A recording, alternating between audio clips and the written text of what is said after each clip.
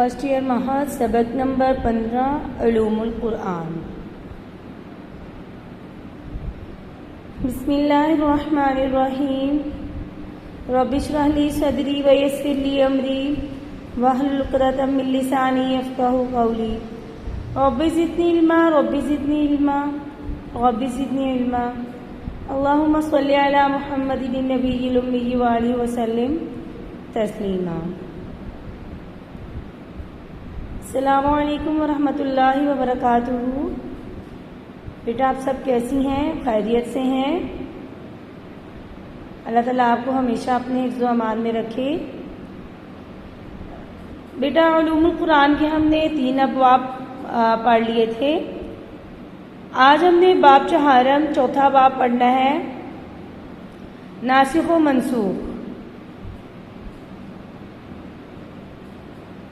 ناسخ و منسوخ سبق ہے آپ کا نسخ کی حقیقت۔ کہتے ہیں نسخ کی لغوی معنی ہے مٹانا، ازالہ کرنا۔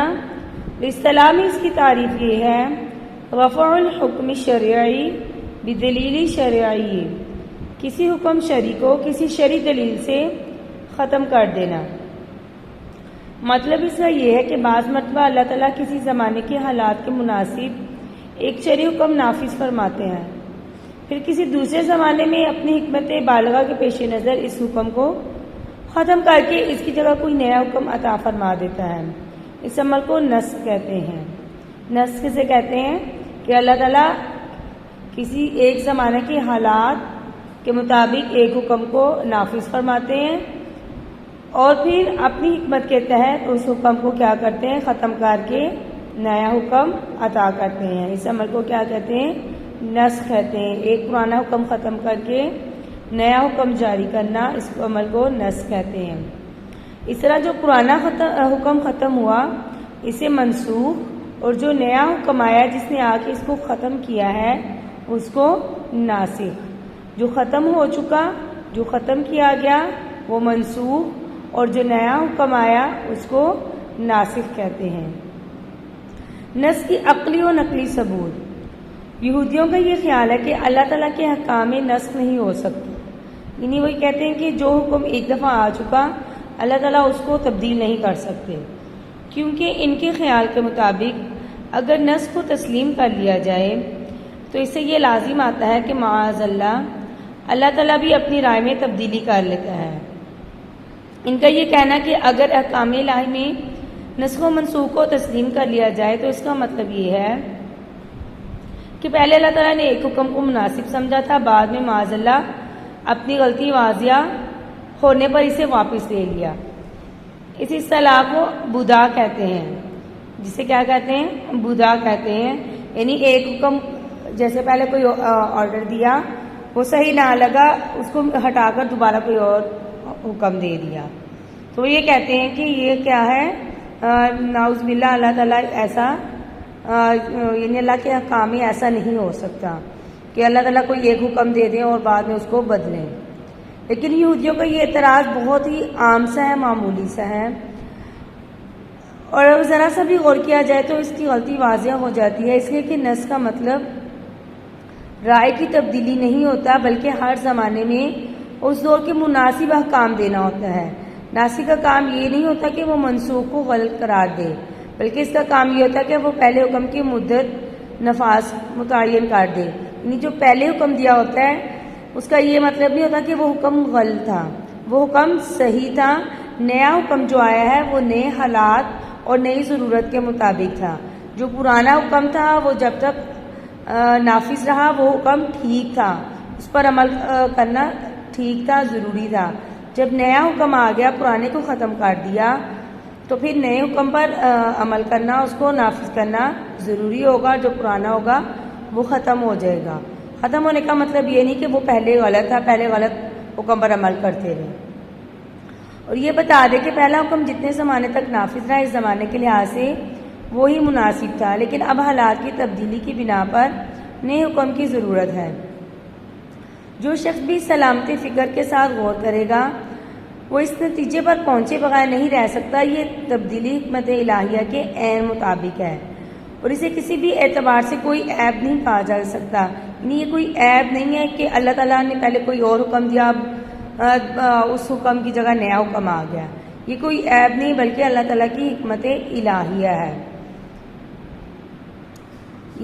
جیسے کوئی حکیم ہے، وہ ہر قسم کے حالات پہ ایک ہی نسخہ لوگوں کو نہیں پلاتا رہے گا، بلکہ حکیم وہ ہوگا جو مریض و مرض کے بدلتے ہوئے حالات پر بالغ نظر کے ساتھ غور کر کے نسخہ میں اس کے مطابق تبدیلیاں کرتا رہے گا.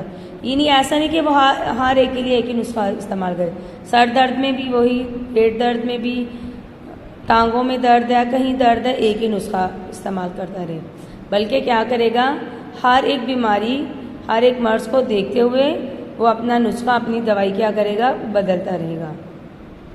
اور یہ بات صرف شرعی احکام کے ساتھ مخصوص نہیں کہ کائنات کا سارا کارخانہ اسی اصول پر چل رہا ہے.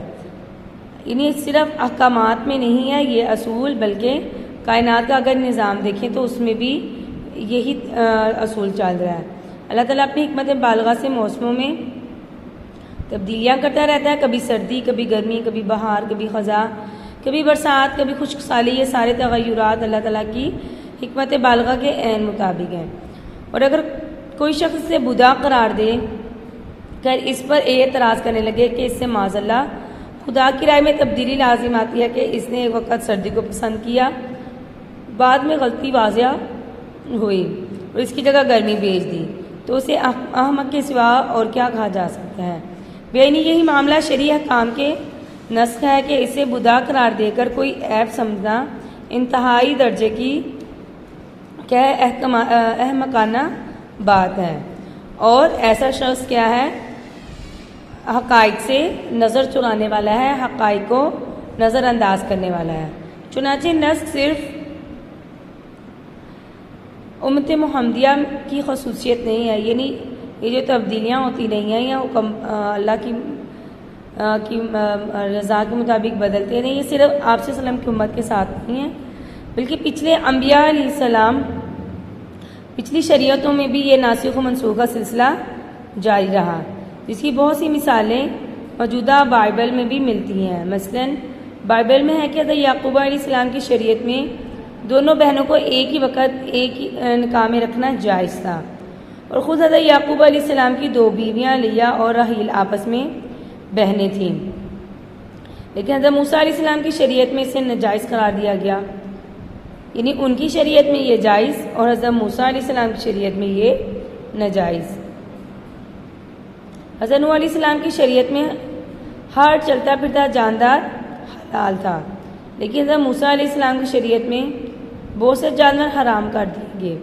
حضرت موسیٰ کی شریعت میں طلاق کی عام اجازت تھی، لیکن حضرت عیسیٰ علیہ السلام کی شریعت میں طلاق کی اجازت نہیں تھی، سوائے اس عورت کہ جو زناکار ہو یا زناکار ہو، بدکارہ ہو، اس کو طلاق دینے کی اجازت تھی. اس کے علاوہ عام اجازت نہیں تھی. فرض بائبل کے عہد نامہ جدید و قدیم میں ایسی بہت سی مثالیں ہیں جن میں کسی پرانے حکم کو نئے حکم کے ذریعے منسوخ کر دیا گیا ہے. یعنی یہ ناسخ و منسوخ کا جو سلسلہ ہے یہ پہلی شریعتوں میں بھی موجود تھا.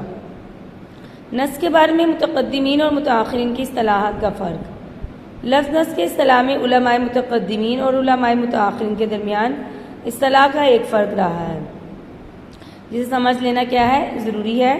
متقدمین کی اصطلاح میں لفظ نسخ کا وسیع بہت عام تھا، یعنی عام مفہوم تھا.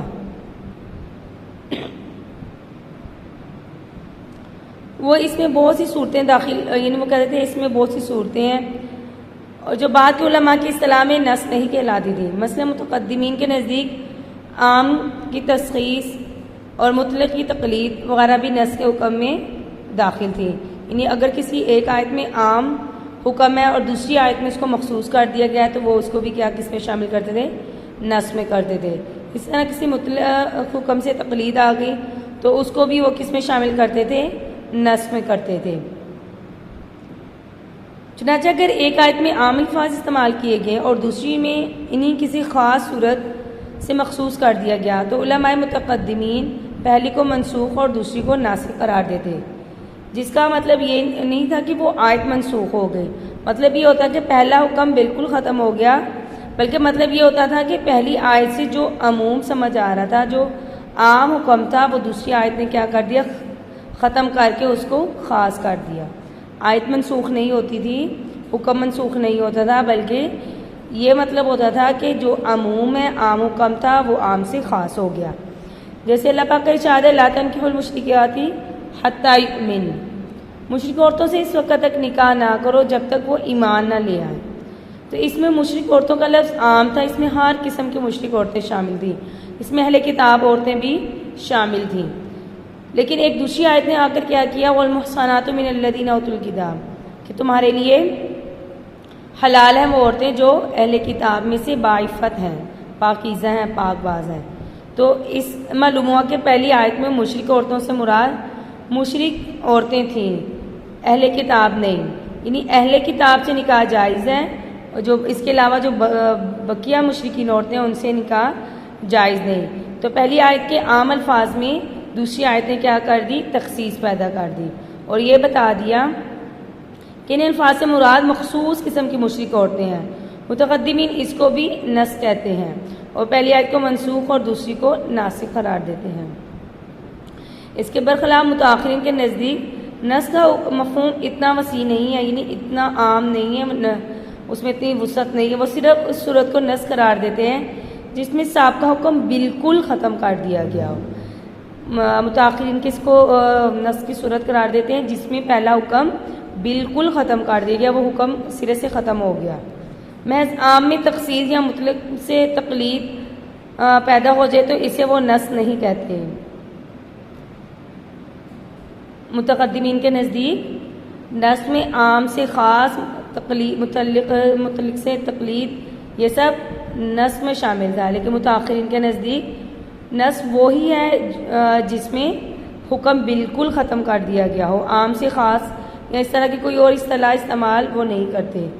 چنانچہ مذکورہ بالا مثال میں متعاقبین یہ کہتے ہیں کہ اس میں نسخ نہیں ہوا، کیونکہ اصل حکم جو باقی ہے، یعنی اصل حکم تھا کہ مشرک عورتوں سے نکاح نہ کیا جائے، وہ حکم ابھی بھی باقی ہے۔